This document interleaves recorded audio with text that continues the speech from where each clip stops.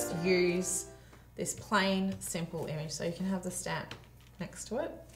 So we can do one of two things. We might do a bit of both. We can tangle around it. Okay. And we can tangle into it. Okay. I think we should do both. Let's do that. More is more. Absolutely. So I'm going to start with a really basic tangle that when we're teaching Zentangle, we often start with this pattern. And it's called Crescent Moon. And it's really obvious why, because we're drawing little crescent moons around the edge of our balloon. That is fairly obvious, yes. This is a really cool stamp, though. It is. I picked it up when I was in New York a couple of weeks ago. So like a steampunk hot air balloon? Yeah.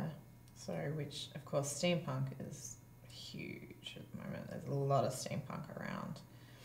I think it works. I just really like the image. I really like it. It's got a lot of nice detail to it also. Yeah. But it's not too detailed either. It's a simple detail. Mm-hmm. It's a repetitive detail. Yeah. So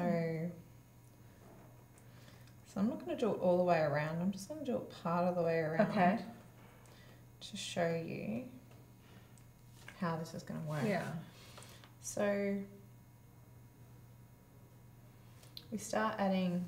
Okay, so you continue to mimic the shape around itself.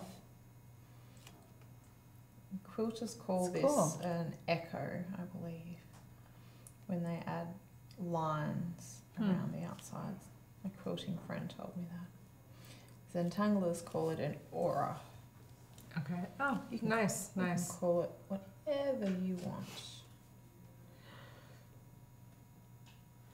I think I kind of like either one of those, an echo or an aura. Those are both nice terms to describe it. And they make sense. Yeah, definitely. They're both terms that make a lot of sense and accurately describe what's happening. So I've started drawing that tangle there. Okay. And then I'm going to put some triangle ones on this side. And so if you wanted to, like for the traditional tangle this way, would you continue to build on that? I probably would, yeah, okay. and I might do that in a minute, but I just want to get the rest of it kind of keep it happening. Okay. I'm going to use my brush pen to fill that in nice and quickly.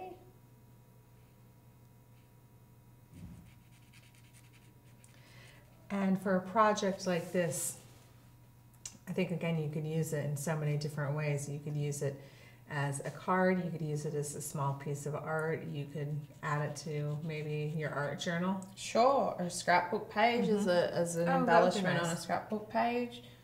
You know, I know people really like to add sort of something that has a slightly three-dimensional element to it, so that's a way that you can And this does feel like it does really, Cass, because if I feel like the main image is standing out from in front of the patterns that you're adding to it, it looks like that was kind of added over the top of it. Right, and that's what we want. We don't want to take away from the image itself. We just want to make it unique. You know, how many people will have done this to this particular stamp? Well, that's a good point. So it just gives you another reason, another use for those rubber stamps, and it also means you don't have to feel bad when you buy them.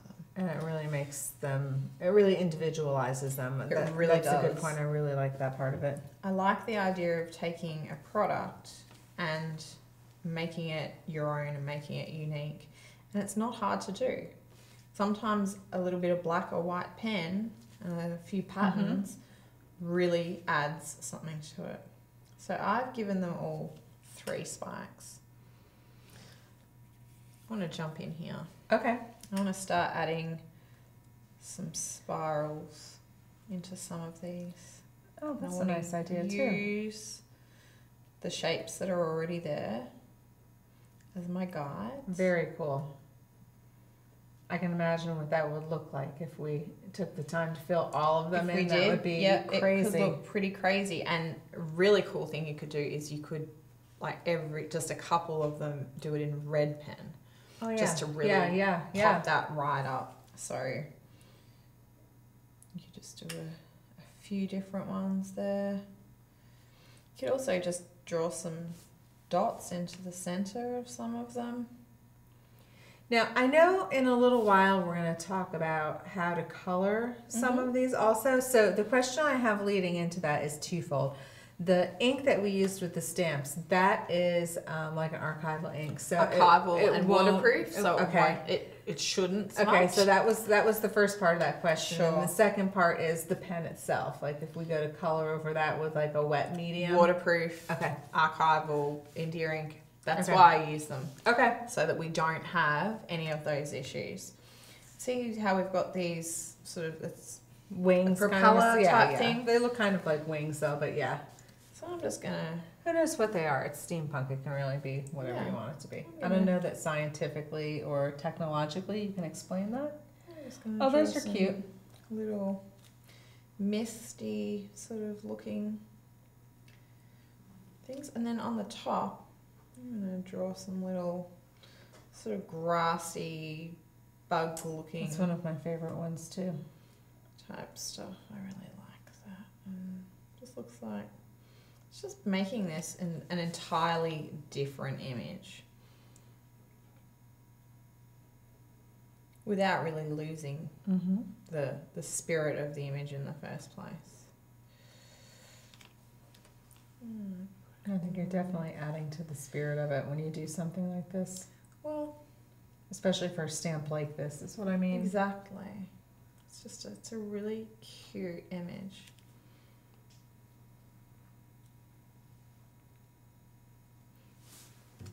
So again, this is another one I kind of wish we had the time to kind of do it out, work it out all the way to the edges. It gives you a really good feel for some of the things that you can do.